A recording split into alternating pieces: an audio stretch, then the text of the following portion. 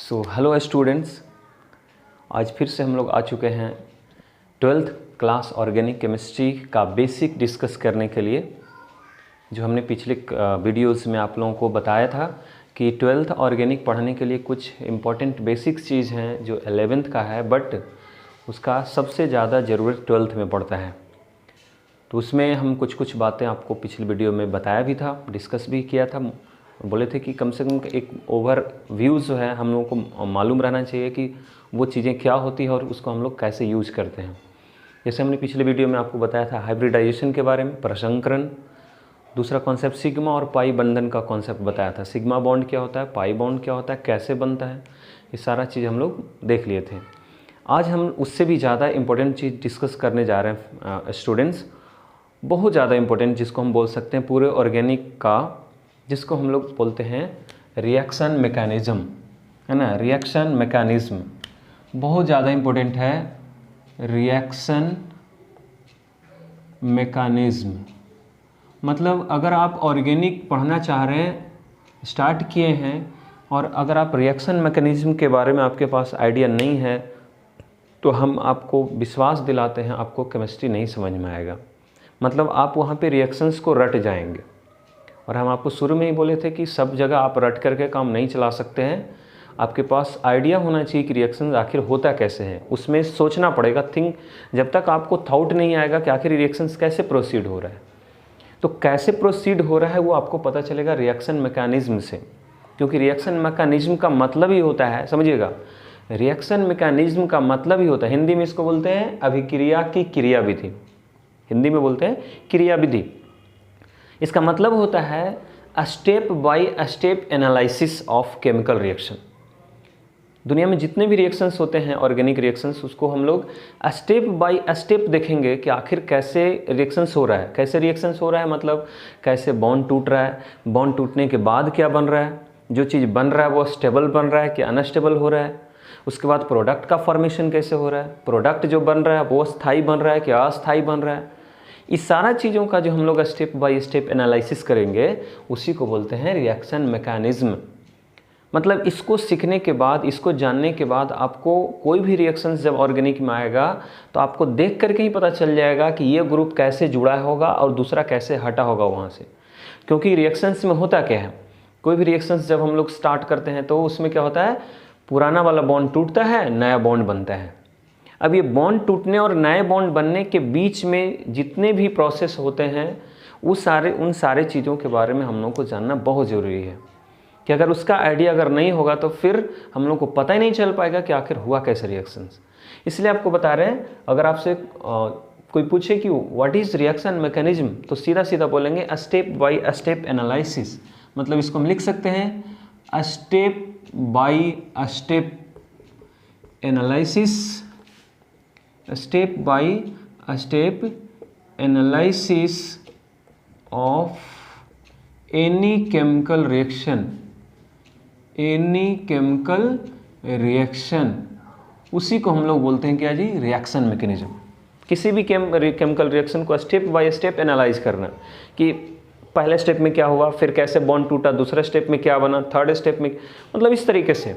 आपको मालूम है ना, कोई भी रिएक्शंस होता है तो हम लोग तो अभी तक यही पढ़े थे कि 2 स्टेप में होता है। मतलब डायरेक्ट जो है रिएक्टेंट प्रोडक्ट में चेंज होता है, बस अभी तक तो यही आइडिया था, है ना। 11th में आपको बताया था रिएक्शन मैकेनिज्म का कुछ आइडिया, याद होगा या नहीं, जिनको पढ़ा हुआ है वो समझ लीजिए।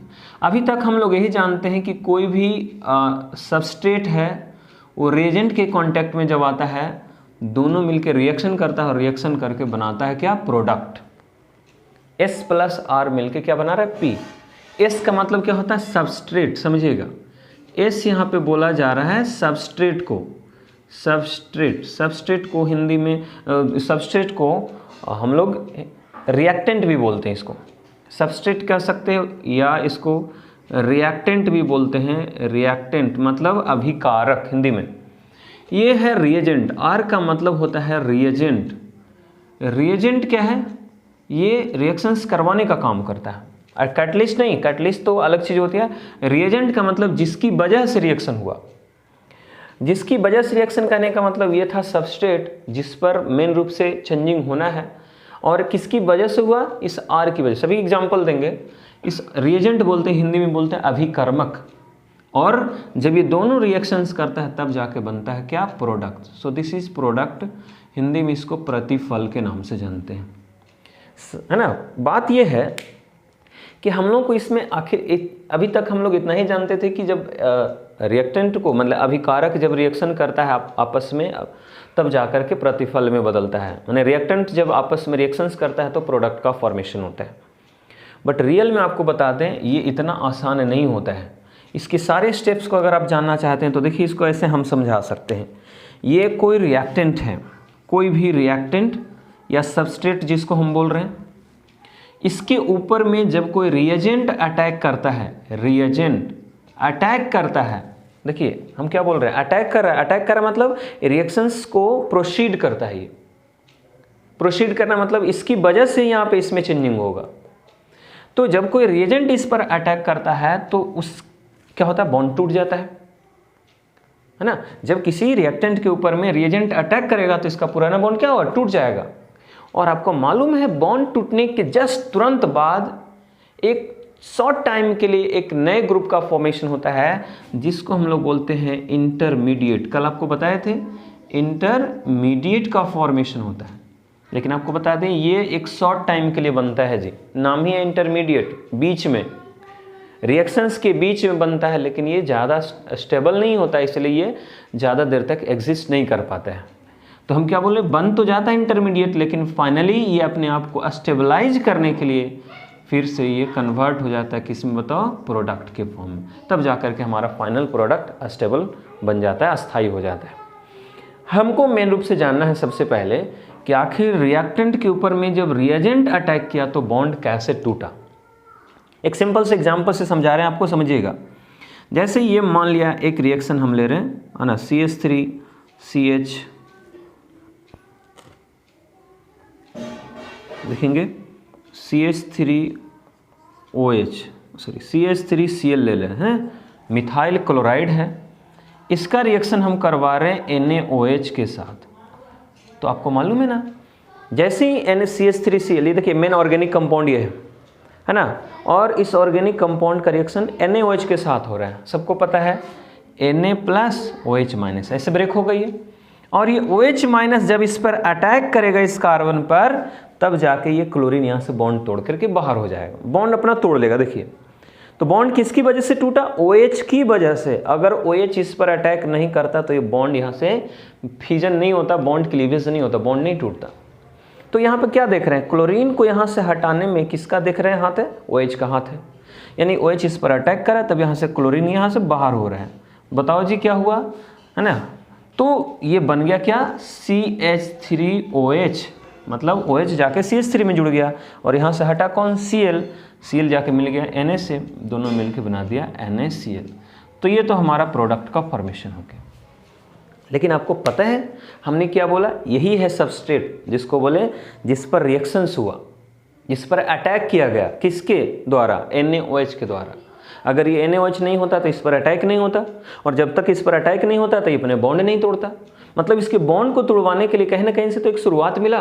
तो जो रिएक्शंस का शुरुआत करता है, जिसकी वजह से रिएक्शंस आगे प्रोसीड होता है, दैट इज कॉल्ड रिएजेंट। इसी को हम लोग रिएजेंट बोलते हैं।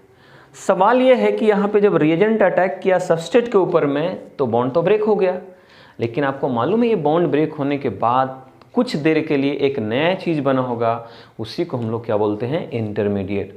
तो हम लोग को मेन रूप से इंटरमीडिएट के बारे में ही डिस्कशन करना है, लेकिन थोड़ा सा हम लोग जानेंगे कि आखिर ये बॉन्ड टूटता कैसे है, कितने तरह से बॉन्ड टूट सकता है।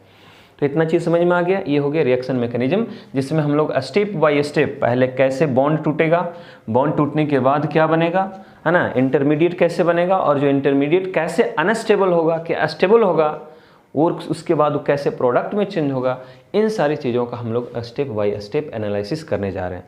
तो मैकेनिज्म समझ में आ गया। कोई पूछेगा मैकेनिज्म का मतलब स्टेप बाय स्टेप एनालिसिस, किसी भी केमिकल रिएक्शंस का स्टेप बाय स्टेप एनालिसिस को ही हम लोग मैकेनिज्म बोलते हैं।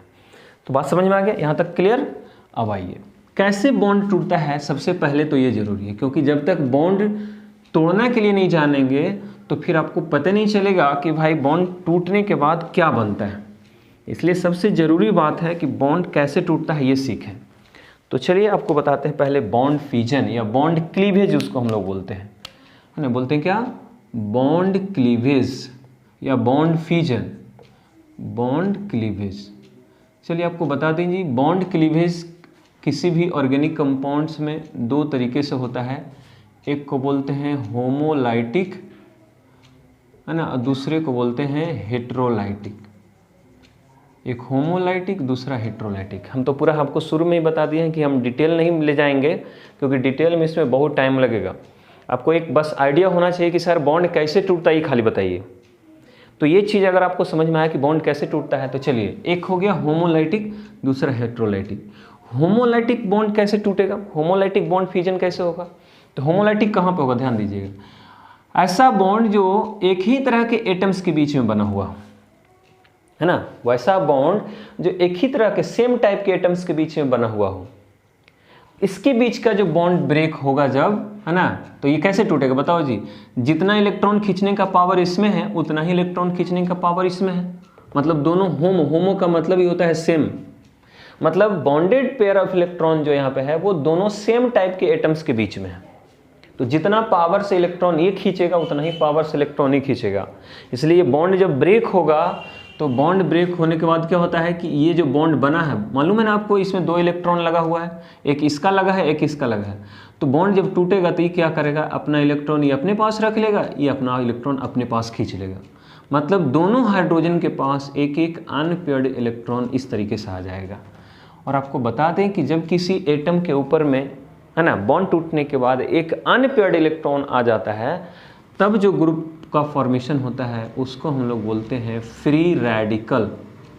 क्या बोलते हैं, फ्री रेडिकल। ध्यान से सुनिएगा, हमने उसको फ्री रेडिकल बोला। तो याद रहे फ्री रेडिकल कब बनेगा, जैसे क्लोरीन है, ये क्लोरीन है, अगर ये बॉन्ड टूटेगा एक इलेक्ट्रॉन इस पे चला जाएगा, एक इलेक्ट्रॉन इस पे चला जाएगा। This is called chlorine free radical, this is called hydrogen free radical. तो आपको एकदम समझ में आ रहा होगा कि फ्री रेडिकल बनने के लिए बॉन्ड बिल्कुल बीचों बीच से टूटना चाहिए।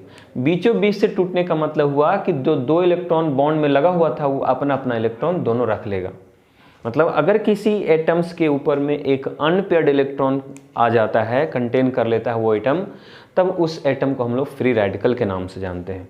So this is called chlorine free radical. जहाँ कहीं भी क्लोरीन के ऊपर में एक सिंगल अनपेयर्ड इलेक्ट्रॉन दिखाई दे, that is called free radical. बार बार ये फ्री रेडिकल वर्ड आएगा, तो जैसे ही हम वहाँ पे क्या बोले कि जब उसमें स्टार्ट करेंगे मेन चैप्टर, बोलेंगे फ्री रेडिकल, तो दिमाग में आ जाएगा सिंगल इलेक्ट्रॉन। तो ये कब बनेगा, फ्री रेडिकल का फॉर्मेशन कब होगा, जब बॉन्ड होमोलाइटिक टूटेगा, मतलब दोनों बिल्कुल बीचों बीच से टूटेगा। ठीक है, तो ये किस में हो सकता है, होमोलाइटिक फिजन किस में होगा, जहाँ पे बॉन्डेड एटम जो है ना वो क्या हो, सेम टाइप का हो, मतलब दोनों का इलेक्ट्रोनेगेटिविटी सेम हो। क्लोरीन में हो सकता है, ब्रोमीन में ऐसे टूट सकता है, फ्लोरीन में टूट सकता है ना, F2 हो सकता है, Cl2 हो सकता है, Cl2 तो बताएं दिए, ब्रोमीन में भी इसी तरीके से टूट सकता है, आयोडीन में भी इसी तरीके से टूट सकता है, क्योंकि दोनों क्या है, सेम टाइप का एटम है। तो जब भी दोनों अलग अलग होगा तो क्या होगा, एक दोनों के पास एक एक अनपेयर्ड इलेक्ट्रॉन आ जाएगा। और जब दोनों के पास एक एक अनपेयर्ड इलेक्ट्रॉन आ जाएगा तब हम लोग बोलेंगे कि फ्री रेडिकल का फॉर्मेशन हो गया। दूसरी बात है कि सर ये बॉन्ड टूटता है कब, तो ज़्यादातर जो होमोलाइटिक बॉन्ड फ्यूजन होता है वो जनरली होता है सनलाइट के प्रेजेंस में। So free radical is generally formed in presence of sunlight, याद रखना है। तो फ्री रेडिकल का फॉर्मेशन हो गया। अब कोई ज़रूरी नहीं कि हाइड्रोजन पर ही फ्री रेडिकल आ जाए, कोई ज़रूरी नहीं कि क्लोरीन पर ही फ्री रेडिकल आ जाए, है ना। ये एक फ्री रेडिकल कार्बन के ऊपर में भी आ सकता है। जैसे मान लीजिए मीथेन है, मीथेन का फॉर्मूला सबको पता है CH4 होता है, ठीक। मीथेन का फॉर्मूला होता है CH4। और आपको पता है कि कार्बन और हाइड्रोजन का जो इलेक्ट्रोनेगेटिविटी है वो लगभग सेम होता है। इसका भी लगभग वैल्यू 1 होता है, कार्बन का भी इलेक्ट्रोनेगेटिविटी का वैल्यू 1 होता है। तो दोनों का इलेक्ट्रोनेगेटिविटी सेम है, इसलिए जब ये बॉन्ड ब्रेक होता है तो देखिए बॉन्ड यहाँ से ब्रेक होगा, ये इलेक्ट्रॉन इस हाइड्रोजन के पास चला जाएगा, एक इलेक्ट्रॉन इस कार्बन के पास चला आएगा। तो ये बन गया हाइड्रोजन फ्री रेडिकल और ये बन गया क्या, कार्बन फ्री रेडिकल। इसको हम लोग बोलते हैं कार्बन फ्री रेडिकल।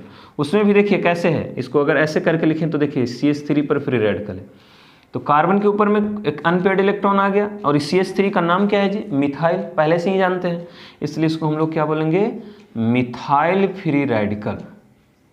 इसका नाम क्या होगा, मिथाइल फ्री रेडिकल। सो ये जानना बहुत ज़रूरी है क्योंकि बार बार इसका ज़रूरत पड़ेगा।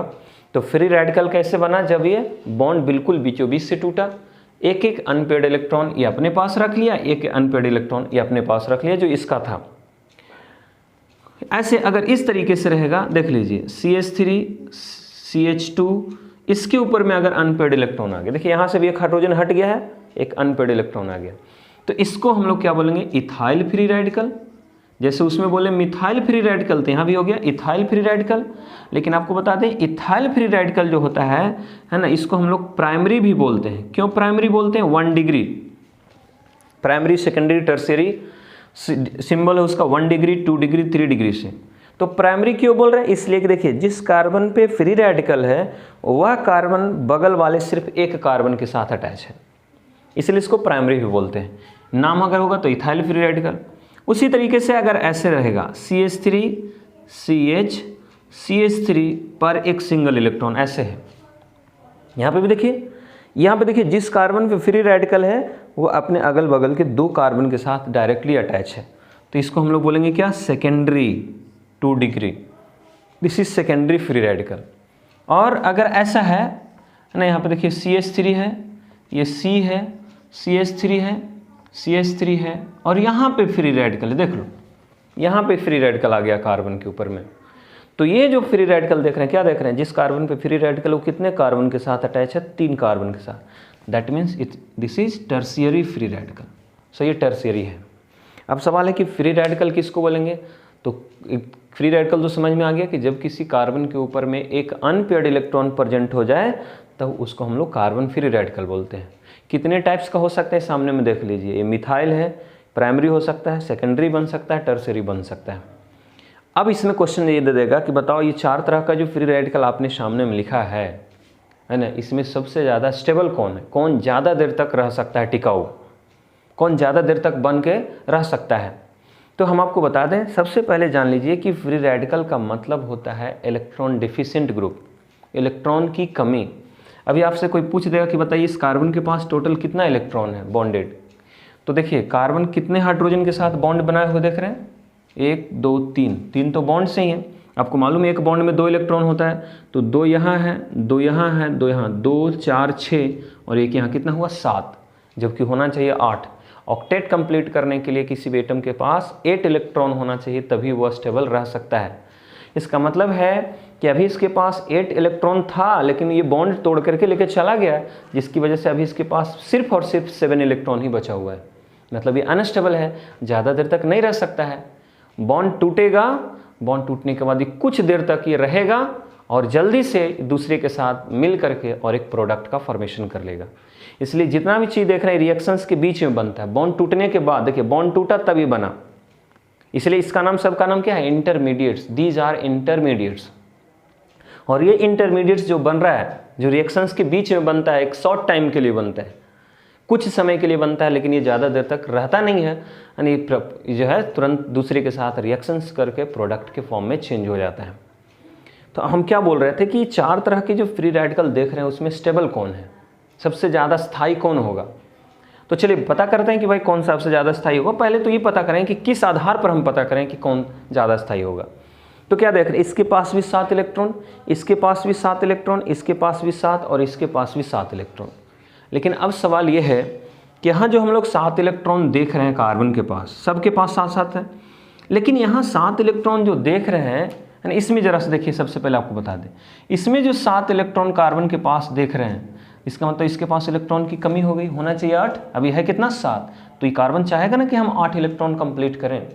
इसके पास इलेक्ट्रॉन की तो कमी हो गई, तो हमेशा कमी को पूरा करने का कोशिश करेगा। इसलिए इस कमी को पूरा करने के लिए देखिए इसके पास 3-3 को ग्रुप लगा हुआ है, वो तीनों मिलकर क्या करेगा, इसके इलेक्ट्रॉन की कमी को पूरा करेगा, पूरा करने का प्रयास करेगा।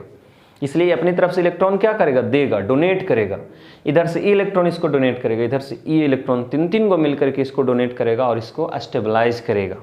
मतलब इसके पास स्टेबलाइज करने के लिए कितने ग्रुप जुड़े हुए हैं, 3 ग्रुप जुड़े हुए हैं। इसका मतलब ये सबसे ज़्यादा स्टेबल होगा।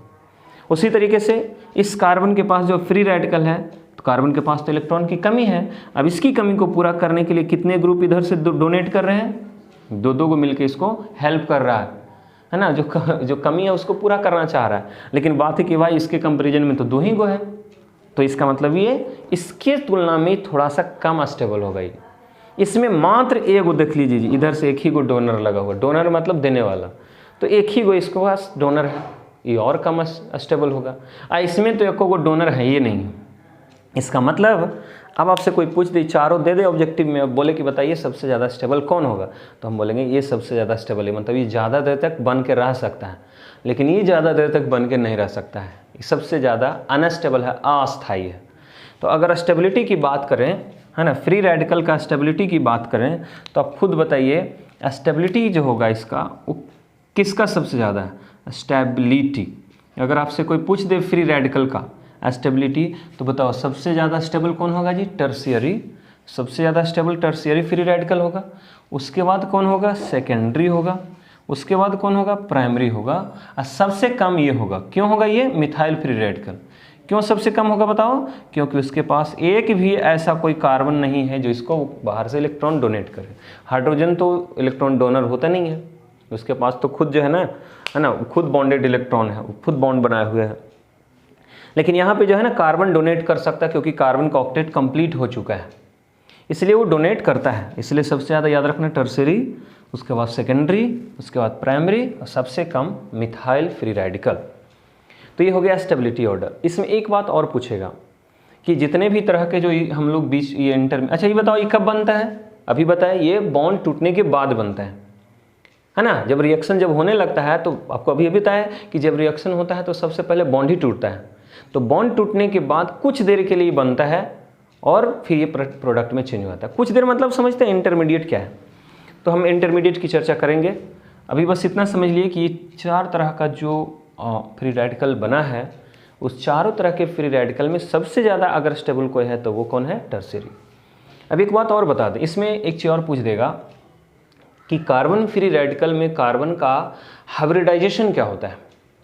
तो चलिए हाइब्रिडेशन निकालते हैं। देखिए के गो बॉन्ड है जी? 3 गो बॉन्ड है। तो 3 गो बॉन्ड है, इसका मतलब है 3 ऑर्बिटल का मिक्सिंग होगा। और आपको पता है 3 ऑर्बिटल का जब मिक्सिंग होता है तो हाइब्रिडाइजेशन क्या हो जाता है? sp2। लेकिन बोलेगा सर ये कहाँ रहेगा? तो ये रहेगा कार्बन के उस ऑर्बिटल में जो मिक्सिंग में पार्टिसिपेट नहीं किया है ना। मतलब ये जो अनपेयर्ड इलेक्ट्रॉन है ये अनहाइब्रिड ऑर्बिटल में रहता है। हाइब्रिड बना 3 गो, क्योंकि 3 गो को तो बॉन्ड बनाना था, तो इसलिए हाइब्रिडेशन क्या हो गया? sp2। और जो अनपेयर्ड इलेक्ट्रॉन है वो अनहाइब्रिड ऑर्बिटल में रहता है, जो मिक्सिंग में पार्टिसिपेट नहीं करता है। इसलिए याद रखना है कार्बन फ्री रेडिकल में कार्बन का हाइब्रिडेशन क्या होता है? sp2 होता है। तो कौन स्टेबल हुआ, कितने तरह का फ्री रेडिकल हुआ, उसका हाइब्रिडाइजेशन क्या होता है, कैसे बनता है, किस तरह के बॉन्ड टूटने से बनता है। तो देख रहे हैं ये जो जितना भी देख रहे हैं सब होमोलाइटिक बॉन्ड फ्यूजन है। ये सब जनरली बनता है सनलाइट के प्रेजेंस में। इस तरह की चीज़ों को बनाने के लिए हम लोग को सनलाइट देना पड़ता है, सूर्य का प्रकाश देना पड़ता है। तो चलिए ये तो हो गया फ्री रेडिकल की बात। होमोलाइटिक फ्यूजन हम लोग देख रहे थे, क्लियर। अब आइए हेटेरोलाइटिक फ्यूजन। होमोलाइटिक तो हम लोग देख लिए, अब आते हैं हेटेरोलाइटिक फ्यूजन क्या होता है। हेटेरोलाइटिक फ्यूजन का मतलब हो गया कि वैसा बॉन्ड फ्यूजन जिसमें भाग लेने वाले जो बॉन्डेड एटम्स हैं वो दोनों का इलेक्ट्रोनेगेटिविटी डिफरेंट हो जी। जैसे बात करें HCl का, है ना, जैसे बात करें HBr का, तो ये सब क्या हो रहा है, इस सब के बीच में जो बॉन्ड टूटेगा। जैसे बात करें CH3Cl का, इसमें क्या हो रहा है, यहाँ जो बॉन्ड देख रहे हैं ना, ये बॉन्ड जब टूटेगा तो आपको पता है ना हाइड्रोजन और क्लोरीन ये दोनों में इलेक्ट्रॉन खींचने की क्षमता बराबर नहीं है ना। आप लोग पढ़े होंगे अगर 11th में इलेक्ट्रोनेगेटिविटी, तो आपको पता है क्लोरीन का इलेक्ट्रोनेगेटिविटी हाइड्रोजन से ज़्यादा होता है। इलेक्ट्रोनेगेटिविटी का मतलब हुआ इलेक्ट्रॉन खींचने का क्षमता। तो बताओ जी ये बॉन्ड तो दोनों के बीच में जरूर है, लेकिन ये इलेक्ट्रॉन जी बॉन्ड में जो इलेक्ट्रॉन है वो किसकी तरफ ज़्यादा खिंचाया हुआ है? क्लोरीन ज़्यादा तेज़ी से इलेक्ट्रॉन को खींचता है। तो बताओ जब ये बॉन्ड जब टूटेगा तो क्या होगा, हाइड्रोजन तो इसके कंपैरिजन में कमज़ोर है, ये खींच नहीं पाएगा। और अगर आप किसी तरह से बॉन्ड तोड़ देते हैं तो क्या होगा, ये बॉन्ड जो टूटने के बाद में इस पर चला जाएगा, मतलब ये बॉन्ड चला गया क्लोरीन के पास, तो जिस पर बॉन्ड जाता है उस पर क्या आएगा? माइनस क्योंकि बॉन्ड इलेक्ट्रॉन से बनता है, तो सारा का सारा इलेक्ट्रॉन तो एक पर चला गया, ये हो गया माइनस, और जिसका बॉन्ड चला गया उस पर आ गया प्लस। तो देखिए कैसे टूट गया, एक पर प्लस आ गया, एक पर माइनस आ गया। उसी तरह से ये बॉन्ड भी टूटेगा, तो आपको पता है bromine is more electronegative than hydrogen, so if this bond breaks then bromine contains complete negative charge and hydrogen contains complete positive charge. आइए यहाँ पे उसी तरह से सेम बात यहाँ पे हो रहा है। तो यहाँ पे भी जब बॉन्ड, आपको पता है ये बॉन्ड किसके किसके बीच है, ये बॉन्ड कार्बन और क्लोरीन के बीच में है। आपको पता है कि क्लोरीन का इलेक्ट्रोनेगेटिविटी कार्बन से ज़्यादा होता है, मतलब ये ज़्यादा इलेक्ट्रॉन को खींचेगा।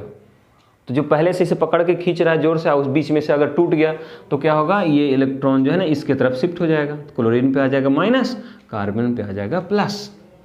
सो इस तरीके का अगर कहीं पे बॉन्ड टूटता है, बॉन्ड फ्यूजन होता है, बॉन्ड क्लीवेज होता है, तो ऐसे बॉन्ड फ्यूजन को हम लोग क्या बोलेंगे, हेट्रोलाइटिक। तो हेट्रोलाइटिक का मतलब क्या हुआ, वैसा बॉन्ड फ्यूजन जिसमें दोनों बॉन्डेड एटम्स जो होते हैं उसका इलेक्ट्रोनेगेटिविटी सेम नहीं हो, किसी एक का ज़्यादा हो किसी एक का कम हो, तब जो बॉन्ड टूटने का जो प्रोसेस होता है उसको बोलते हैं हेट्रोलाइटिक बॉन्ड फ्यूजन। हिंदी में इसको विषमास विखंडन बोलते हैं। तो ये देख रहे हैं ना, ये बॉन्ड फ्यूजन हेट्रोलाइटिक, ये भी हेट्रोलाइटिक, ये भी हेट्रोलाइटिक। मतलब एक चीज़ तो कंफर्म हो गया कि जहाँ कहीं भी हेट्रोलाइटिक बॉन्ड फ्यूजन होगा उसमें एक एटम के ऊपर में कंप्लीट पॉजिटिव चार्ज आ जाएगा और दूसरे एटम के ऊपर में कंप्लीट नेगेटिव चार्ज आ जाएगा। अब ध्यान दीजिएगा, जिस पर कंप्लीट पॉजिटिव चार्ज आ जाता है उसको हम लोग बोलते हैं इलेक्ट्रोफाइल। याद रखना है, क्या बोलते हैं, इलेक्ट्रोफाइल्स बोलते हैं जी, इलेक्ट्रोफाइल्स। और जिस पर कंप्लीट नेगेटिव आ जाता है, ये सब इलेक्ट्रोफाइल्स हैं। देख रहे हैं ये सब जो भी यहाँ पे बन रहा है, ये सभी के सभी इलेक्ट्रोफाइल। इलेक्ट्रोफाइल का मतलब क्या हुआ, इलेक्ट्रोफाइल्स का मतलब होता है, इलेक्ट्रोफाइल मतलब इलेक्ट्रॉन लविंग। इलेक्ट्रोफाइल को हम लोग ऐसे बोल सकते हैं जिसको इलेक्ट्रॉन से प्यार है ना, इलेक्ट्रॉन लवर, इलेक्ट्रॉन लवर, जिसको इलेक्ट्रॉन से प्यार है। इलेक्ट्रॉन से प्यार करने का मतलब जिसको इलेक्ट्रॉन से लगाव है। वैसे जितने भी ग्रुप्स हैं जिसको हमेशा इलेक्ट्रॉन से लगाव रहता हो, मतलब जिसके पास इलेक्ट्रॉन की कमी रहता हो, वैसे सारे ग्रुप्स को, वैसे सारे एटम्स को, वैसे सारे आयंस को हम लोग इलेक्ट्रॉन लवर यानी कि इलेक्ट्रोफाइल के नाम से जानते हैं। ठीक है, तो हम उसका भी डिस्कशन करेंगे, इलेक्ट्रोफाइल्स क्या होता है। तो यहाँ पे ये देख रहे हैं, ये भी इलेक्ट्रोफाइल्स है, ये भी इलेक्ट्रोफाइल्स है और ये भी इलेक्ट्रोफाइल्स है, दोनों तो एक ही चीज़ है। फिर उसके बाद क्या हुआ, जिस पर नेगेटिव चार्ज है ना, जिसके पास इलेक्ट्रॉन ज़्यादा है, देख रहे हैं ना, तो ये ज़्यादा बार क्या करेगा, जिसके पास नेगेटिव चार्ज ज़्यादा है, नेगेटिव का मतलब माइनस ज़्यादा है, तो माइनस वाला किधर, प्लस की तरफ भागेगा। और प्लस कहाँ पे होता है आपको मालूम है ना, न्यूक्लियस के अंदर होता है। किसी भी एटम के परमाणु के नाभिक में प्लस चार्ज सारा का सारा कंटेंट रहता है जी। तो माइनस वाला किधर भागेगा, प्लस की तरफ। प्लस कहाँ होता है, न्यूक्लियस में। इसलिए जितने भी माइनस वाले जो चीज़ हम लोग देख रहे हैं यहाँ पे, सब पर जो माइनस यहाँ पे आ रहा है, उन सब को हम लोग बोलते हैं न्यूक्लियोफाइल। क्या बोलते हैं, न्यूक्लियोफाइल, न्यूक्लियोफाइल। तो कोई भी आपसे पूछेगा इलेक्ट्रोफाइल्स का मतलब इलेक्ट्रॉन लवर, मतलब जिसके पास इलेक्ट्रॉन की कमी हो, सीधा सीधा बात। न्यूक्लियोफाइल का मतलब nucleus lover, nucleus lover. Nucleus lover का मतलब जिसको न्यूक्लियस से लगाव हो। न्यूक्लियस का मतलब नाभिक होता है और नाभिक में प्लस होता है, मतलब जिसको प्लस से लगाव हो, जिसके पास इलेक्ट्रॉन ज़्यादा हो, है ना, जो ज़रूरत पड़ने पे किसी को भी इलेक्ट्रॉन डोनेट कर सकता हो, दैट इज़ न्यूक्लियोफाइल। और जिसके पास इलेक्ट्रॉन की कमी हो, जो ज़रूरत पड़ने पर किसी से भी इलेक्ट्रॉन ले सकता हो, that is called electrophile. Hindi में इसको बोलते हैं इलेक्ट्रॉन से नहीं, इसको बोलते हैं नाभिक से नहीं। अब चलिए, तो दो चीज़ तो हम लोग देख लिए, एक तो हो गया इलेक्ट्रोफाइल, दूसरा हो गया न्यूक्लियोफाइल। अब अगर ये प्लस चार्ज किसी कार्बन के ऊपर में आ जाता है, ध्यान दीजिए, हमने तो अभी सिर्फ बोला कि प्लस और माइनस, किस पर ये नहीं बोला था। लेकिन अगर ये पॉजिटिव चार्ज किसी कार्बन एटम के ऊपर में आ जाता है, कार्बन के ऊपर में अगर पॉजिटिव चार्ज आ जाता है, तब खास करके स्पेशली, है ना, उस ग्रुप्स को हम लोग नाम दे देते हैं क्या, कार्बोकेटायन। कार्बोकेटायन। अगर इस कार्बन पे प्लस रहेगा तो एकदम स्पेशली इसको हम लोग बोलेंगे कार्बोकेटायन। अगर कहीं कार्बन पे माइनस आ गया, जैसे मान लिया कोई बॉन्ड ऐसे बना हुआ है ना, CH3 और सोडियम के बीच में, Na के बीच में मान लीजिए बॉन्ड टूटेगा, तो आपको पता है ना सोडियम क्या है, मेटल है, और मेटल में तो भाई इलेक्ट्रॉन गेनिंग टेंडेंसी नहीं होता है, रिलीजिंग टेंडेंसी होता है। तो अगर ये बॉन्ड टूटेगा तो ये बॉन्ड को कौन ले जाएगा, कार्बन ले जाएगा, क्योंकि सोडियम के कंपेरिजन में कार्बन ज़्यादा इलेक्ट्रोनेगेटिव है, ये जल्दी इलेक्ट्रॉन को खींचेगा। कार्बन पे आ जाएगा माइनस, सोडियम पे आ जाएगा प्लस। तो क्या देख रहे हैं यहाँ कार्बन पे क्या आ गया, नेगेटिव चार्ज आ गया, यहाँ कार्बन पे क्या आ गया था, पॉजिटिव चार्ज आ गया था। जब किसी कार्बन के ऊपर में पॉजिटिव चार्ज आता है तो उसका नाम क्या होता है, कार्बोकेटायन। जब किसी कार्बन के ऊपर में नेगेटिव चार्ज आता है तो उसको बोलते हैं क्या, कार्बेनायन। कार्बेनायन। तो एक चीज़ तो आपको समझ में आ गया होगा कि जब कहीं हेट्रोलाइटिक बॉन्ड फ्यूजन अगर होगा तो मेन रूप से 4 चीज़ों का फॉर्मेशन होता है। इलेक्ट्रोफाइल बन सकता है, न्यूक्लियोफाइल बन सकता है, कार्बोकेटायन का फॉर्मेशन हो सकता है और कार्बेनायन का फॉर्मेशन हो सकता है। कोई पूछेगा इलेक्ट्रोफाइल क्या है, तब एक एक करके बता देते हैं इसको। इलेक्ट्रोफाइल्स क्या होते हैं, इतना समझ में आ गया। ये कब होगा बताओ, ये चारों चीज़ जो नाम हमने बोला है, इलेक्ट्रोफाइल, न्यूक्लियोफाइल, कार्बोकेटायन, कार्बेनायन, ये किस तरह के बॉन्ड टूटने पर होगा, हेट्रोलाइटिक बॉन्ड फ्यूजन होने पर। मतलब वैसा बॉन्ड जो 2 डिफरेंट एटम्स के बीच में हो, वैसा एटम जिसका इलेक्ट्रोनेगेटिविटी में ज़्यादा का डिफरेंस हो, ज़्यादा का अंतर हो, तब जो बॉन्ड टूटेगा ना, तब इस तरह की चीज़ों का फॉर्मेशन होगा। जिस सब में देख रहे हैं यहाँ के कार्बन और क्लोरीन के बीच में बॉन्ड था, हाइड्रोजन और क्लोरीन के बीच में बॉन्ड था, सब जगह बॉन्ड टूटा तो देखिए किसी पे प्लस आ गया, किसी पे माइनस आ गया। तो जिस पर माइनस आ गया उसको हम लोग न्यूक्लियोफाइल बोल दिए, जिस पर प्लस आ गया उसको इलेक्ट्रोफाइल बोल दिए। लेकिन अगर खास करके प्लस कार्बन पे आ गया तब उसका नाम कार्बोकेटायन हमने बता दिया। कार्बन पे अगर नेगेटिव चार्ज आ गया तो उसका नाम हमने कार्बेनायन बता दिया। क्लियर। अब हम लोग एक एक करके इसको डिस्कस कर दें कि बॉन्ड फ्यूजन कैसे हुआ, ये तो हम लोग जान गए, है ना। माने बंधन कैसे टूटता है ये तो पता चल गया कि बॉन्ड 2 तरीके से टूट सकता है। एक तो एक ही तरह के एटम्स के बीच में हो और दूसरा डिफरेंट टाइप्स के एटम्स के बीच में हो, है ना। अब सवाल यह है कि हमने क्या बोला, एक तो हमने पूरा डिटेल डिस्कस कर दिया कि होमोलाइटिक में फ्री रेडिकल का फॉर्मेशन होगा। फ्री रेडिकल क्या होता है बता दिए। कार्बन पे एक सिंगल इलेक्ट्रॉन रहेगा तो उसको कार्बन फ्री रेडिकल बोलेंगे, हाइड्रोजन पे एक सिंगल इलेक्ट्रॉन रहेगा तो उसको हाइड्रोजन फ्री रेडिकल बोलेंगे। तो फ्री रेडिकल तो हम लोग देख लिए। अब आइए यहाँ पे 4 वर्ड आपके पास है। अभी आपको बताए थे कि हेट्रोलाइटिक बॉन्ड फ्यूजन होने से 4 चीज़ों का फॉर्मेशन होता है। एक को बोलते हैं इलेक्ट्रोफाइल्स, है ना, दूसरा को बोलते हैं न्यूक्लियोफाइल्स, है ना, और तीसरा होता है कार्बोकेटायन, कार्बोकेटायंस, और चौथा होता है कार्बेनायन। इतना के बारे में आपके पास आइडिया होना चाहिए, है ना, तभी जो है आपको ऑर्गेनिक समझ में आएगा। ये बहुत इंपॉर्टेंट है, इलेक्ट्रोफाइल्स, न्यूक्लियोफाइल्स, कार्बोकेटायन, कार्बेनायन। मेन ये 4 चीज़ को ही समझाना है। और आपको बता दें ये कब बना जी, बॉन्ड टूटने के बाद बना है। बॉन्ड टूटने के बाद बना है, कुछ समय के लिए बना, एक, है ना, ऐसा नहीं कि अब ये हमेशा के लिए बन के रह जाएगा, नहीं, ये कुछ समय के लिए, क्षणिक समय के लिए बनता है। इसलिए सब का नाम क्या है, इंटरमीडिएट्स। जितना भी चीज़ हमने बोला, 4 को ये और एक उधर अभी फ्री रेडिकल बताए थे, तो ये 5 को जो बनता है, ये 5 जो देख रहे हैं, ये सभी का क्या नाम है बोलो, इंटरमीडिएट्स बोलते हैं। इंटरमीडिएट्स, इंटरमीडिएट का मतलब होता है, इंटरमीडिएट मतलब जो रिएक्शंस के बीच में बनता है, स्टेबल नहीं होता है। रिएक्शंस के बीच में मतलब समझते हैं इंटरमीडिएट। कोई पूछेगा what do you mean by intermediate.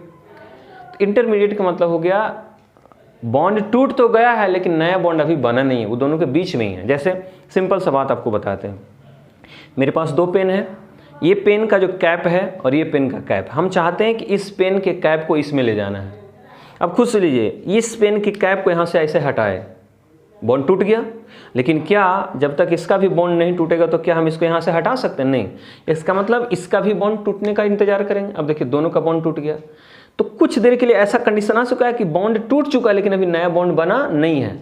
हाँ, अगर ऐसा होगा बॉन्ड टूटने के बाद जब इसमें हम इसको लगा देंगे और इसमें जब इसको लगा देंगे तब समझिए अब ये प्रोडक्ट बन गया, अब ये स्टेबल हो गया।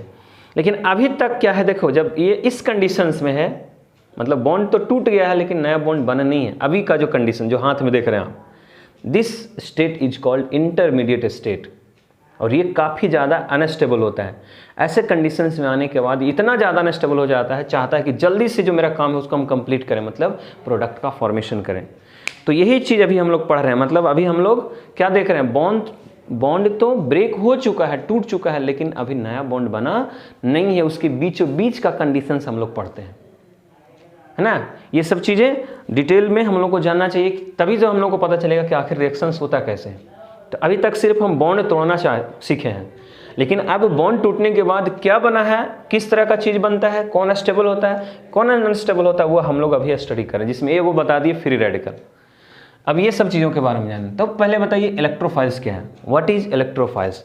इलेक्ट्रोफाइल्स का मतलब ही होता है electron deficient group, electron lover group, electron की कमी वाला, मतलब जिसको इलेक्ट्रॉन से लगाव हो, जिसके पास कमी रहेगा उसी का तो लगाव होगा। तो सीधा सीधा याद रखना है, इलेक्ट्रो का मतलब इलेक्ट्रॉन, है ना, फाइल्स का मतलब होता है लवर। अभी जस्ट बताया, इलेक्ट्रॉन लवर मतलब जिसको इलेक्ट्रॉन से लगाव हो। The atom molecules or ions which have a tendency to gain the electron, जिसके पास इलेक्ट्रॉन की कमी होती है, हमेशा इलेक्ट्रॉन गेन करने की टेंडेंसी बनी रहती है, उसी को हम लोग इलेक्ट्रोफाइल्स बोलते हैं। जैसे बात कर दें तो H प्लस हो गया, Br पे प्लस हो गया, Cl पे प्लस हो गया, है ना, उसके बाद I पे प्लस हो गया, सब जितने भी प्लस वाले चीज़ जो आपको दिखाई पड़ रहे हैं, NO2 पे प्लस हो गया। तो कहीं जहाँ जहाँ पे प्लस चार्ज दिखाई पड़ रहा है वो सभी के सभी क्या है, इलेक्ट्रॉन की कमी वाले हैं, है ना। H3O पे प्लस हो गया, H3O प्लस। आपको बता दें ये कुछ बुक में बोले देखेगा, इसको बोलेगा कि ये क्या है, इलेक्ट्रोफाइल्स नहीं है, लेकिन हम बताते हैं इलेक्ट्रोफाइल्स है। लेकिन ये कब है याद रखना, एक्वस फॉर्म में, इसका जलीय घोल रहेगा तो, मतलब रियल में ऐसे होती है, जैसे जलीय घोल देते हैं नहीं तो ऐसे टूट जाता है, H2O प्लस H प्लस, तो H प्लस तो इलेक्ट्रोफाइल्स है ही ना, इसलिए H3O प्लस हो गया, NH4 प्लस हो गया, देखिए सब पे प्लस, ये भी एक्वस फॉर्म में रहना चाहिए, सब पे प्लस है। लेकिन कुछ ऐसा भी चीज़ है जिस पे प्लस नहीं रहता है, फिर भी उसके पास इलेक्ट्रॉन की कमी होती है। जैसे आपको बताते हैं BF3, ये भी पूछा कई बार बोर्ड में, इसको दिया है BF3, BCl3, LCl3, ये सब के पास इलेक्ट्रॉन की कमी है। कैसे कमी है आपको बता देते हैं, एक तो पता चल जाए। जैसे एल्युमिनियम ही लेते हैं, आपको मालूम है एल्युमिनियम ग्रुप 13 का एलिमेंट है ना, वर्ग 13 जिसको हम लोग बोलते हैं।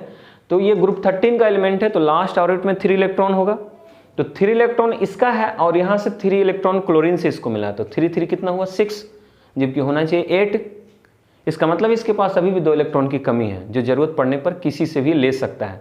तो क्या देख रहे हैं, किसी से भी इलेक्ट्रॉन ले सकता है, इसका मतलब इलेक्ट्रॉन की कमी हो गई, और जिसके पास इलेक्ट्रॉन की कमी होती है वैसे ग्रुप्स को हम लोग क्या बोलते हैं, इलेक्ट्रोफाइल्स। तो जितना भी सब लिखा हुआ है ना, सब के सब इलेक्ट्रोफाइल्स है, सबके पास इलेक्ट्रॉन की कमी है। क्लियर हो गया इलेक्ट्रोफाइल्स क्या होता है। न्यूक्लियोफाइल्स का मतलब क्या बताया, nucleus loving group, nucleus loving group यानी कि न्यूक्लियस लवर। न्यूक्लियस लवर का मतलब पॉजिटिव लवर, न्यूक्लियस के अंदर पॉजिटिव चार्ज होता है। न्यूक्लियस लवर का मतलब पॉजिटिव लवर, कहने का मतलब पॉजिटिव लवर कौन हो सकता है, जिसके पास पहले से नेगेटिव ज़्यादा हो, वही ना पॉजिटिव की तरफ भागेगा। तो इसको हम लोग सीधे बोल सकते हैं वैसा एटम, मतलब वैसा एटम, वैसा मॉलिक्यूल या वैसा आयन जिसके पास क्या हो, इलेक्ट्रॉन ज़्यादा मात्रा में हो, इलेक्ट्रॉन की इफिशियंसी हो, इलेक्ट्रॉन ज़्यादा मात्रा में प्रेजेंट हो, जो ज़रूरत पड़ने पर किसी को भी डोनेट कर सकता है। वैसे ग्रुप्स को हम लोग क्या बोलते हैं, न्यूक्लियोफाइल्स के नाम से जानते हैं। जैसे अभी जस्ट बताए थे, Cl पर माइनस, Br पे माइनस, है ना, I पे माइनस, उसके बाद हो गया OH पे माइनस, Cn पे माइनस, बहुत जगह है। कुछ क्या है जहाँ पे आपको क्या देखेंगे, नेगेटिव चार्ज नहीं रहेगा, जैसे NH3 है, H2O है, ये सभी के सभी जो है ना न्यूक्लियोफाइल्स का काम करते हैं। अब बोले सर इस सब पे तो माइनस है, तो पता चल रहा है, इसमें तो माइनस नहीं है, तो इसमें माइनस नहीं है, लेकिन इसके पास लोन पेयर है। नाइट्रोजन के पास क्या है, NH3 में, अमोनिया में नाइट्रोजन के पास क्या है, लोन पेयर है, जरूरत पड़ने पर किसी को भी लोन पेयर डोनेट कर देता है। तो क्या बोले, जिसमें डोनेटिंग टेंडेंसी आ गया, जिसमें इलेक्ट्रॉन देने की क्षमता आ गई, that is called nucleophiles. Electron लेने वाला इलेक्ट्रोफाइल्स, इलेक्ट्रॉन देने वाला न्यूक्लियोफाइल्स। नेक्स्ट है कार्बोकेटाइन। 2 चीज़ के लिए कंप्लीट हो गया, है ना। इसका जरूरत हमेशा पड़ेगा, कई बार रिएक्शंस में देखेंगे कभी OH माइनस अटैक करेगा, OH माइनस, जहाँ पे माइनस देखेंगे समझ जाएंगे न्यूक्लियोफाइल्स है ना। या माइनस ना रह करके लोन पेयर भी रह सकता है। मतलब सीधा सीधा याद रखेंगे बात कि जिसके पास इलेक्ट्रॉन देने की टेंडेंसी है, जो ज़रूरत पड़ने पर किसी को भी इलेक्ट्रॉन डोनेट कर सकता है, तो उसको हम लोग बोलते हैं न्यूक्लियोफाइल। लेकिन जिसके पास इलेक्ट्रॉन की कमी होती है उसको बोलते हैं इलेक्ट्रोफाइल्स। क्लियर? अब आते हैं क्या, कार्बोकेटायन। आज का वीडियो थोड़ा सा लंबा है लेकिन बहुत इंपॉर्टेंट चीज़ आज आप लोगों को बताए हैं। अगर ये सारे चीज़ आपको नहीं समझ में आते हैं तो समझिए कि फिर आपको बहुत दिक्कत होने वाला है। इसलिए एक बार में नहीं समझ में आएगा, आप दूसरी बार बात करके देखेंगे। जहाँ कहीं भी डाउट हो एकदम कमेंट जरूर कीजिए। बहुत लोगों को देखते हैं वीडियो देखे, समझ में नहीं आया, छोड़ दिए, क्या दिक्कत है। नहीं, अगर ऐसा करेंगे तो हम क्या शुरू में ही आपको बोल दिए थे कि अगर आपको केमिस्ट्री एकदम बेहतर करना है, ऑर्गेनिक केमिस्ट्री, तब तो आपको बेसिक्स आइडिया होना ही चाहिए। Without basic idea you can't imagine what is organic chemistry. आप सोच भी नहीं सकते हैं कि ऑर्गेनिक केमिस्ट्री क्या हो सकता है, और इसका जो रिजल्ट होगा वो काफ़ी ज़्यादा भयावह होगा, क्योंकि आपको जब छोटा छोटा चीज़ नहीं पता रहेगा और बड़े बड़े रिएक्शंस में जब जाएंगे तो लगेगा कि सर ये रिएक्शंस कैसे हो गया, तो हमको तो बिल्कुल ऊपर से बाउंस कर गया। और हम नहीं चाहते हैं कि आपको बिल्कुल ऊपर से बाउंस करे, इसलिए हमने बोला कि हमने एक्स्ट्रा क्लास लगाई। ये सब अभी 12th स्टार्ट नहीं किए हैं, लेकिन उसके पहले हम आपको आइडिया दे देते हैं न्यूक्लियोफाइल्स क्या होता है, इलेक्ट्रोफाइल्स क्या होता है। ये सब चीज़ जब मालूम रहेगा तो हमको बताने में भी आसान होगा, आप लोगों को समझने में भी आसान होगा। नहीं तो फिर वहाँ अचानक जब जरूरत पड़ जाता है न्यूक्लियोफाइल्स का, फिर हमको बोलना पड़ता है न्यूक्लियोफाइल्स आप लोग जानते हैं ना क्या होता है। लीजिए, आप समझ में नहीं आ रहा है न्यूक्लियोफाइल्स क्या होता है, लेकिन कम से कम अब तो आइडिया हो गया कि न्यूक्लियोफाइल्स का मतलब जिसके पास इलेक्ट्रॉन ज़्यादा है, इलेक्ट्रोफाइल्स का मतलब जिसके पास इलेक्ट्रॉन की कमी है। अब तो ये दो चीज़ पर अब डिस्कस कर देते हैं, ये दोनों भी बहुत ज़्यादा इंपॉर्टेंट है। कार्बोकेटायन का मतलब क्या होता है, ध्यान से सुनिएगा।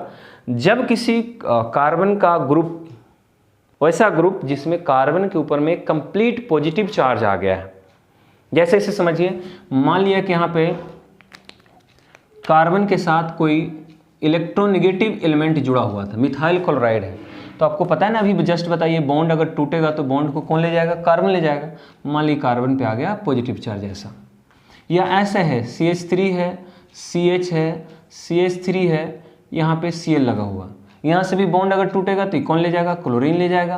तो जब ये ले जाएगा तो इस पर प्लस चार्ज आ जाएगा, है ना। तो इस तरीके का अगर किसी भी कार्बन के ग्रुप में कार्बन के ऊपर में अगर कंप्लीट पॉजिटिव चार्ज आता है तो उसको हम लोग कार्बोकेटायन बोलते हैं। The group of carbon atom in which complete positive charge is present at the carbon atom.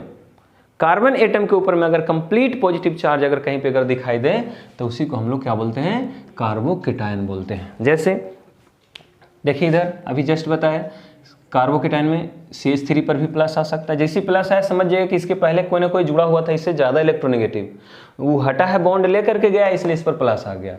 या इस टाइप का भी हो सकता है, CH3 CH2, इसमें भी अगर Cl जुड़ा रहेगा तो हट जाएगा बॉन्ड ले करके, इस पर प्लस छोड़ के चल जाएगा। या ऐसे दिया हुआ है CH3 CH CH3, इसमें भी अगर Cl जुड़ा हुआ है तो हट जाएगा बॉन्ड लेकर के, इस पे प्लस छोड़ के जाएगा। या ऐसे भी दिया हुआ है CH3 CH3 CH3 और इस पे कौन चार्ज है, प्लस चार्ज। मतलब यहाँ पे कोई ना कोई इलेक्ट्रोनेगेटिव जुड़ा हुआ था जो अपना बॉन्ड लेके चला गया, इस पर प्लस छोड़ दिया है क्योंकि वो ज़्यादा इलेक्ट्रोनेगेटिव था इससे, इसलिए ऐसा हुआ है। तो इस तरीके का सब देख रहे हैं, ये भी कार्बोकेटायन है, ये भी कार्बोकेटायन, मतलब कार्बन पर जो कटा हुआ का निशान देख रहे हैं प्लस का, दैट इज कार्बोकेटायन। अब वो किस तरीके से आया है आपको तो पता चल ही गया है। बता सकते हैं कैसे आया है, होमोलाइटिक बॉन्ड फ्यूजन हुआ होगा कि हेट्रोलाइटिक। हेट्रोलाइटिक, होमोलाइटिक में फ्री रेडिकल बनता है। ये जितना भी प्लस माइनस का जो कॉन्सेप्ट आ रहा है वो हेट्रोलाइटिक बॉन्ड फ्यूजन से। तो कहीं ना कहीं इसमें कोई इलेक्ट्रोनेगेटिव एलिमेंट जुटल होगा, इससे वो अपना बॉन्ड तोड़ के गया है, जिसकी वजह से इस पर प्लस आ गया। तो ये प्लस तो आ गया, कार्बोकेटायन तो बन गया। लेकिन अब सवाल ये है कि यह जो कार्बोकेटायन बना हुआ है उसमें इसका नाम क्या है मालूम है आपको, मिथाइल के ऊपर में प्लस है, इसलिए इसका नाम है मिथाइल कार्बोकेटायन। क्या नाम है, मिथाइल कार्बोकेटायन। ये देखिए जिस कार्बन पे प्लस है वो कितने कार्बन के साथ अटैच है, देख रहे हैं, एक कार्बन, इसलिए इसको हम लोग प्राइमरी बोलते हैं। प्राइमरी कार्बोकेटायन भी बोल सकते हैं, या शॉर्ट में अगर सिर्फ डिनोट करना है तो 1 डिग्री, 1 डिग्री मतलब प्राइमरी। उसी तरह से ये सेकेंडरी हो गए जी, सेकेंडरी कार्बोकेटायन, इसको शॉर्ट में 2 डिग्री भी लिख सकते हैं। ये टर्शियरी हो गया, टर्शियरी कार्बोकेटायन। टर्शियरी किसको पहचानेंगे, कैसे पहचानेंगे, याद है ना, तरीका बताएं। जिस कार्बन पे प्लस चार्ज है वो कितने कार्बन से जुड़ा हो, देख लो 1 2 3, मतलब टर्शियरी 3 डिग्री। तो पहला चीज तो भाई कार्बोकेटाइन कितने तरह के होंगे ये आपके सामने में लिखे हुए हैं, प्राइमरी सेकेंडरी टर्शियरी, और उसके अलावा एक एक्स्ट्रा है मिथाइल, जिसमें एक को कार्बन नहीं जुड़ा हो, देख लो ये अकेले एक ही कार्बन, इसके अगल बगल में कोई दूसरा कार्बन नहीं। तो ये सभी के सभी क्या हो गए, कार्बोकेटाइन के टाइप्स हो गए। इतने तरह के कार्बोकेटाइन्स हो सकते हैं। अब बात है कि जब इतने तरह के कार्बोकेटाइन्स हो सकते हैं तो इसमें सबसे ज़्यादा स्टेबल कौन होगा, सबसे ज़्यादा स्थायी कौन रह सकता है, कौन ज़्यादा देर तक टिकाऊ हो सकता है, यही सब चीज़ तो जानना है हम लोगों को, कि कौन जल्दी रिएक्शंस करेगा, मतलब कौन देर तक टिक सकता है। तो ये सब चीज़ का आइडिया हम लोग को यहाँ से लेना है। चलिए अब हम लोग बात करें कि चारों जो हमने सामने में लिखा है उसमें सबसे ज़्यादा स्टेबल कौन है, कौन सबसे ज़्यादा स्थायी है। तो पता करते हैं भाई, क्या देख रहे हैं, कार्बन में प्लस तो सब पर है, सब पे देखिए कार्बन में एक प्लस चार्ज प्रेजेंट है। प्लस का मतलब क्या होता है, अभी बताया, प्लस का मतलब हो गया इसके पास इलेक्ट्रॉन की कमी है। तो बताओ जी, यहाँ भी तो ही बात है, यहाँ भी कार्बन पे प्लस है, इसका मतलब इसके पास इलेक्ट्रॉन की कमी है। क्यों कमी हुआ, क्योंकि जिसके साथ ही बॉन्ड बनाए हुए था इसका भी बॉन्ड लेके वो चला गया, जिसकी वजह से इसके पास इलेक्ट्रॉन की कमी हो गई। अब इस कमी को पूरा करने के लिए देखिए, इस कार्बन के पास इलेक्ट्रॉन की कमी हो गई और इस कमी को पूरा करने के लिए इसके पास के गो ग्रुप लगा हुआ, देखो 3 गो डोनर लगा हुआ है, डोनेट करने वाला। ये भी इसको इलेक्ट्रॉन दे रहा है, ये भी इसको इलेक्ट्रॉन दे रहा है, ये भी इसको इलेक्ट्रॉन दे रहा है। इसका मतलब इसकी कमी को पूरा करने के लिए कितने ग्रुप्स जुड़े हुए हैं, 3 ग्रुप्स। इसका मतलब सबसे ज़्यादा स्टेबलाइज करेगा, इसको सबसे ज़्यादा स्टेबिलिटी प्रदान करेगा। समझ रहे हैं ना। अगर हमको पैसा की कमी हो गया और ज़रूरत पड़ने पर अगर हमको कोई पैसा नहीं दे रहा है, जैसे इसके पास है, देख लो, एक भी इसका अड़ोसी पड़ोसी नहीं है जो इसको डोनेट कर सकता है, इसका मतलब ये क्या होगा, छटपटा जाएगा। छटपटाने का मतलब क्या होता है कि ज़रूरत जब है उसको इलेक्ट्रॉन का तो कोई देने वाला नहीं है, लेकिन यहाँ देखिए इसको इलेक्ट्रॉन का ज़रूरत है और देने वाला भी 3 को 3 साइड से उसको दे रहा है। तो हम लोग क्या करेंगे कि भाई हम तो एकदम निश्चिंत हो जाएंगे, चलो ज़रूरत पर हमको इलेक्ट्रॉन मिल ही जाएगा, तो फिर हम उतना ज़्यादा अनस्टेबल क्यों होंगे, स्टेबल हो जाता है। तो सबसे ज़्यादा स्टेबल ये हो जाएगा टर्शियरी। इसमें इलेक्ट्रॉन को कमी को पूरा करने के लिए कितने ग्रुप से लगे हुए हैं, 2 ग्रुप से लगे हुए हैं, ये सेकेंडरी हो गया। इसमें इसकी कमी को पूरा करने के लिए मात्र 1 ग्रुप है। इसका मतलब अगर इसकी स्टेबिलिटी की बात करें कि बताइए कार्बोकेटाइन में सबसे ज़्यादा स्टेबल कौन होता है, तो स्टेबिलिटी अगर चेक करें तो एकदम सेम टू सेम पिछले जो फ्री रेडिकल में देखिए उसी टाइप का। बताओ इसमें कमी को पूरा करने के लिए कितने ग्रुप्स हैं, 3 ग्रुप। इसका मतलब सबसे ज़्यादा स्टेबल टर्शियरी हो गया, उससे कम स्टेबल सेकेंडरी हो गया, उससे कम अस्थाई प्राइमरी हो गया, और सबसे कम अस्थाई मिथाइल कार्बोकेटाइन होता है जी। ये सबसे कम स्टेबल होता है, ये जल्दी नहीं बनता है, और अगर बनाना चाहते हैं तो ये बहुत मुश्किल से बनेगा, है ना। इसके लिए आपको इसको ज़्यादा देर तक आप स्टोर नहीं कर सकते हैं। स्टोर करने का मतलब ये बनने के बाद ज़्यादा देर तक टिकता नहीं है, ये तो कुछ देर तक टिक भी जाएगा क्योंकि थोड़ा सा स्टेबल है, ये रह जाएगा थोड़ा देर, लेकिन ये नहीं रह सकता है जल्दी बन करके। तो चलिए, तो हो गया स्टेबिलिटी ऑर्डर देख लिए। अब सवाल है कि 4 तरह का जो इसमें हम लोग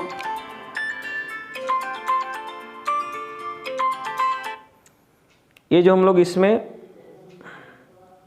1 मिनट,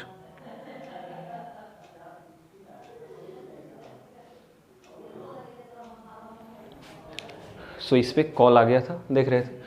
तो क्या देख रहे थे कि ये हो गया टर्शियरी, सेकेंडरी, प्राइमरी और मिथाइल कार्बोकेटाइन। स्टेबिलिटी ऑर्डर देख लिया आप लोग कि इसमें कौन सबसे ज़्यादा स्टेबल होगा, कौन कम स्टेबल होगा।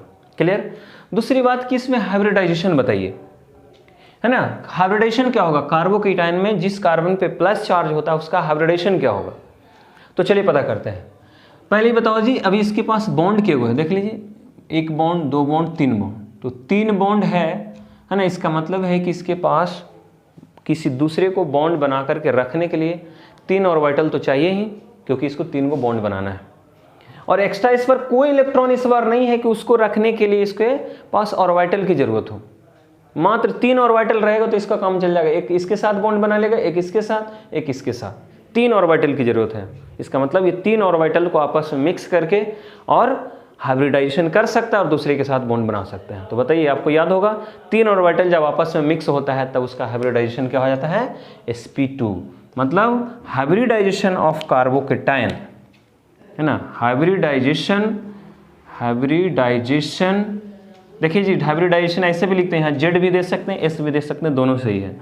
Hybridisation of carbocation, hybridization of carbocation is sp2। कार्बोकेटायन में कार्बन का हाइब्रिडाइजेशन क्या होता है, sp2 होता है, जिस पर प्लस चार्ज होता है। तो पहला चीज स्टेबिलिटी हम लोग देख लिए, कौन सबसे ज़्यादा स्टेबल होगा, याद रखना टर्शियरी कार्बोकेटायन सबसे ज़्यादा स्टेबल होता है, और कार्बोकेटायन में कार्बन का हाइब्रिडाइजेशन क्या होता है, sp2 होता है। क्लियर। अब एक लास्ट जल्दी से देख लें, कार्बेनायन। तो कार्बोकेटायन का कॉन्सेप्ट समझ में आ गया, कार्बोकेटायन कैसे बनेगा, है ना, हेट्रोलाइटिक बॉन्ड फ्यूजन से बनेगा। जब कार्बन के साथ कोई उससे ज़्यादा इलेक्ट्रोनेगेटिव एलिमेंट जब जुड़ा रहेगा तो बॉन्ड जब तोड़ लेता है और तोड़ के जब चला जाता है इसका इलेक्ट्रॉन लेकर के, तब कार्बन पे प्लस चार्ज आता है। और ये 4 तरह का देख रहे हैं आप सामने में है, इसमें सबसे ज़्यादा स्टेबल टर्शियरी होता है, सबसे कम स्टेबल मिथाइल होता है। ये बहुत मुश्किल से बनता है। हाइब्रिडेशन की बात करें तो जिस कार्बन पे प्लस चार्ज होता है, सब में जहाँ जहाँ प्लस चार्ज देख रहे हैं उसमें बॉन्ड 3 ही गो है। देखिए 2 गो हाइड्रोजन, एगो यहाँ 3 ही बॉन्ड है। इसमें भी देखिए 3 ही हाइड्रोजन के साथ बॉन्ड है। इसमें भी बॉन्ड देखिए एक इधर है, एक इधर है, एक हाइड्रोजन है, 3 ही बॉन्ड है। 3 बॉन्ड बनने के लिए मात्र 3 ऑर्बिटल मिक्सिंग होना चाहिए। तो 3 ऑर्बिटल में मिक्सिंग कौन कौन हुआ, एगो S हुआ, 2 गो P हुआ, हाइब्रिडेशन हो गया sp2। नेक्स्ट लास्ट में हम लोग देख लेते हैं कार्बेनायन, है ना। तो हम लोग सारे इंटरमीडिएट सीख जाएंगे। कार्बेनायन, कार्बेनायन आपको पता है कार्बेनायन क्या होता है, कार्बन के ऊपर में एनायन। एनायन का मतलब होता है, केटायन और एनायन नाम सुने हैं। एनायन का मतलब होता है क्या, नेगेटिव चार्ज। जब किसी कार्बन के साथ, जैसे मान लीजिए CH3Na है, अभी जस्ट थोड़ा देर पहले बताए थे। अब इस तरीके का कोई बॉन्ड अगर तोड़ना है हम लोगों को, तो खुद सोचिए बॉन्ड अगर टूटेगा तो सोडियम तो बॉन्ड को ले नहीं जाएगा, because sodium is a metal. तो यहाँ पे क्या होगा, ये बॉन्ड टूटने के बाद सोडियम के पास ही बॉन्ड ना जा करके कार्बन के पास चला जाएगा, because carbon is more electronegative then sodium. तो जो ज़्यादा इलेक्ट्रोनेगेटिव होता है बॉन्ड उसी के पास शिफ्ट करता है। तो कार्बन पे नेगेटिव चार्ज आ गया, सोडियम पे पॉजिटिव चार्ज आ गया। तो यहाँ पे क्या देख रहे हैं, कार्बन के ऊपर में नेगेटिव चार्ज आ गया। और जब किसी कार्बन के ऊपर में नेगेटिव चार्ज आ जाता है किसी भी वजह से, तब उसी को हम लोग बोलते हैं क्या, कार्बेनायन। क्या बोलते हैं, कार्बेनायन। तो ये कितने तरह का हो सकता है, कार्बेनायन समझ में आ गया। The group of carbon atom which containing the complete negative charge. जिस कार्बन के एटम के ऊपर में कंप्लीट नेगेटिव चार्ज अगर किसी वजह से आता है, तब उस ग्रुप्स को हम लोग कार्बेनायंस के नाम से जानते हैं। और ये भी कब आएगा, जब बॉन्ड टूटेगा तब आएगा, क्योंकि जब तक बॉन्ड है तब तक तो ठीक है, बॉन्ड टूट गया तो एक प्लस और एक पर माइनस। तो यहाँ पे देखिए कार्बेनायन ऐसा भी हो सकता है ना, CH3 पे माइनस चार्ज आ गया, या ऐसा भी हो सकता है CH3 CH2, यहाँ पे Na था, Na चला गया अपना बॉन्ड छोड़ करके, इस पर माइनस दे दिया, तो इस पर भी माइनस आ सकता है। उसी तरह से यहाँ पे देख रहे हैं CH3 CH3, इस पर भी माइनस आ सकता है। या ऐसे देख लेंगे CH3 और यहाँ पे भी माइनस आ सकता है। एकदम सेम चीज़ है, जहाँ प्लस था वहाँ पे माइनस आ गया। और ये माइनस क्यों आया, क्योंकि यहाँ पे जितने भी कार्बन देख रहे हैं जिस पर माइनस आया है, जरूर इससे कोई ज़्यादा इलेक्ट्रोपॉजिटिव एलिमेंट जुड़ा हुआ था। इलेक्ट्रोनेगेटिव नहीं, इससे ज़्यादा इलेक्ट्रोपॉजिटिव, मतलब इलेक्ट्रॉन खींचने वाला नहीं, इलेक्ट्रॉन देने वाला जुड़ा हुआ था, इसलिए इस पर पॉजिटिव चार्ज आ गया। अब सवाल है कि सर ये जितने भी हम लोग चारों देख रहे हैं, इसमें इसको तो नाम ही देते हैं मिथाइल कार्बोनाइन, मिथाइल कार्बोनाइन नाम, इसका नाम हो गया क्या, प्राइमरी, ये हो गया सेकेंडरी, ये हो गया टर्शियरी। क्यों बोल रहे हैं प्राइमरी सेकेंडरी टर्शियरी, क्योंकि जिस कार्बन पर नेगेटिव चार्ज है वो सिर्फ एक कार्बन के साथ अटैच है, जिस कार्बन के पास नेगेटिव चार्ज है वो 2 कार्बन के साथ अटैच है। यहाँ पे जिस कार्बन पे नेगेटिव है वो 3 कार्बन के साथ अटैच है ना। तो यहाँ पे टर्शियरी हो गया, सेकेंडरी हो गया, प्राइमरी, और इसका तो नाम मिथाइल, क्योंकि इसके साथ तो कोई कार्बन है ही नहीं। तो चलिए अब बात हो गया कि सर कार्बेनाइन तो जान गए कि क्या होता है, अब इसमें ज़्यादा स्टेबल कौन है, खुद बताना। तो इस बार बताओ जी, इस बार कार्बन पे क्या है, नेगेटिव चार्ज। नेगेटिव का मतलब इसके पास इलेक्ट्रॉन ज़्यादा, एक तो पहले ही से इलेक्ट्रॉन ज़्यादा, और यहाँ से देख रहे हैं देने वाला भी 3 पड़ोसी इसके पास। अब खुद जो पहले से ज़्यादा खा लिया हो और देने वाला भी आ रहा है कि भाई नहीं खा ही लो, तो ऐसे कंडीशंस में क्या होगा, है ना, हम लोग अनस्टेबल हो जाएंगे। ज़्यादा खाना खा लेंगे तो क्या होगा, अनस्टेबल ही हो जाएगा। ज़रूरत कितना का है, वहाँ पे डोज से ज़्यादा मिल रहा है उसको। एक तो ऑलरेडी पहले से ही नेगेटिव चार्ज रखे हुए था, और बाहर से भी देख रहे हैं जो पड़ोसी सब है वो भी इलेक्ट्रॉन इधर से पुश कर रहा है, जिसकी वजह से क्या होता है, ये कार्बन ज़्यादा स्टेबल हो जाता है। लेकिन इसमें मात्र 2 गो इलेक्ट्रॉन देने वाला है जी, इसके कंपेरिजन में ये क्या होगा, थोड़ा कम अनस्टेबल होगा। इसमें 2 गो डोनर लगा हुआ है, इसको भी अनस्टेबलाइज करेगा, अस्थाई इसको भी बनाएगा लेकिन इसके कंपैरिजन में कम बनाएगा। इसमें सिर्फ और सिर्फ ए को देने वाला लगा हुआ है तो थोड़ा सा इसमें और कम होगा, लेकिन इसमें तो एक भी इलेक्ट्रॉन देने वाला नहीं है, मतलब जो है यही नेगेटिव है, बाहर से तो इसको कम से कम डिस्टर्ब करने वाला नहीं है। इसका मतलब है कि इस बार अगर स्टेबिलिटी की बात की जाए तो सीधा जस्ट इसका उल्टा हो जाएगा। इसका मतलब इसमें मिथाइल कार्बन आयन जो होता है वो सबसे ज़्यादा स्टेबल होता है। दिस इज़ मोस्ट स्टेबल, है ना, ये सबसे ज़्यादा चारों में सबसे ज़्यादा स्टेबल है, most stable. This is list stable, ये सबसे कम अस्थाई और ये सबसे ज़्यादा अस्थाई। तो स्टेबिलिटी की अगर बात करें यहाँ पे लिख देते हैं स्टेबिलिटी ऑर्डर। अगर हम लोग बात करें तो स्टेबिलिटी बताओ जी, सबसे ज़्यादा कौन हो जाएगा? मिथाइल हो जाएगा सबसे ज़्यादा स्टेबल। उससे थोड़ा सा कम स्टेबल कौन होगा? प्राइमरी। उससे कम कौन होगा? सेकेंडरी। और सबसे कम कौन होगा? टर्शियरी। ये सबसे कम अस्थाई होगा। क्लियर? तो यहाँ तक तो स्टेबिलिटी समझ में आ गया। अब इसमें भी पूछ देगा, बताइए इसका हाइब्रिडाइजेशन क्या है। कार्बन आयन में कार्बन का हाइब्रिडाइजेशन क्या होता है? जिस पर नेगेटिव चार्ज हो। तो कहीं भी आप देख लो, कोई भी चेक करके देख लो, जिस कार्बन पे नेगेटिव चार्ज है, पहले ही बताओ ये बॉन्ड कितना लोगों के साथ बना हुआ है? एक बॉन्ड इधर, दो बॉन्ड इधर, तीन बॉन्ड। तो तीन बॉन्ड बनाने के लिए तो तीन ऑर्बिटल ऐसे ही इसको चाहिए, है ना। और यहाँ पे देखिए नेगेटिव चार्ज है, नेगेटिव चार्ज को रखने, नेगेटिव चार्ज क्या होता है? इलेक्ट्रॉन होता है। मतलब इस इलेक्ट्रॉन को रखने के लिए भी तो उसके पास ऑर्बिटल चाहिए, क्योंकि ये किसी का बॉन्ड था और ये बॉन्ड को तोड़ करके रख लिया है। तो तीन बॉन्ड इधर और एक ये बॉन्ड, चार बॉन्ड इसके पास समझिए हो गया है। मतलब इस चार बॉन्ड को कंटेन करने के लिए इसके पास चार ऑर्बिटल मिक्स होना चाहिए। और जब चार ऑर्बिटल आपस में मिक्स हो करके जब न्यू ऑर्बिटल बनाता है तब हम लोग बोलते हैं हाइब्रिडाइजेशन क्या हो जाता है? sp3। याद रखना है, यानी कार्बन आयन में कार्बन का हाइब्रिडाइजेशन क्या होता है? sp3। फिर से एक बार देख लें, कार्बन के पास कितने हाइड्रोजन? 3 हाइड्रोजन्स। तो 3 हाइड्रोजन, तो 3 ऑर्बिटल तो इसको ऐसे चाहिए 3 हाइड्रोजन के साथ बॉन्ड बनाने के लिए। और एक नेगेटिव चार्ज है, नेगेटिव चार्ज का मतलब इलेक्ट्रॉन है, इस इलेक्ट्रॉन को रखने के लिए भी एक ऑर्बिटल की जरूरत है। क्या कि हवा में नहीं रहेगा, ऑर्बिटल्स के अंदर ही रहता है इलेक्ट्रॉन, मालूम है ना आप लोगों को। तो 3 ऑर्बिटल इसके बॉन्ड बनाने के लिए और एक ऑर्बिटल इस नेगेटिव चार्ज को रखने के लिए टोटल 4 ऑर्बिटल्स की जरूरत है। और आपको पता है कि 4 ऑर्बिटल्स को रखने, 4 ऑर्बिटल्स जब किसी हाइब्रिडेशन में मिक्स होता है आपस में, तो मिक्सिंग होने के बाद जो बनता है उसको हम लोग क्या बोलते हैं? sp3। मतलब एक s 3 p, टोटल 4 हुआ, ये चारों आपस में मिक्स होकर के sp3 का फॉर्मेशन करता है। तो हमने शॉर्टकट में आप लोगों को क्या क्या चीज़ बता दिया आज। बॉन्ड फ्यूजन कैसे, मतलब बॉन्ड कैसे टूटता है, जो बॉन्ड टूटने के बाद ये बीच में कौन कौन सा चीज़ बनता है ना। फ्री रेडिकल क्या होता है, न्यूक्लियोफाइल क्या होता है, इलेक्ट्रोफाइल क्या होता है, कार्बोकेटाइन क्या होता है, कार्बन आयन क्या होता है। ये सारा चीज़ हम लोग जान चुके हैं, जो कि इंटरमीडिएट था, मतलब ये रिएक्शंस के बीच में बनता है।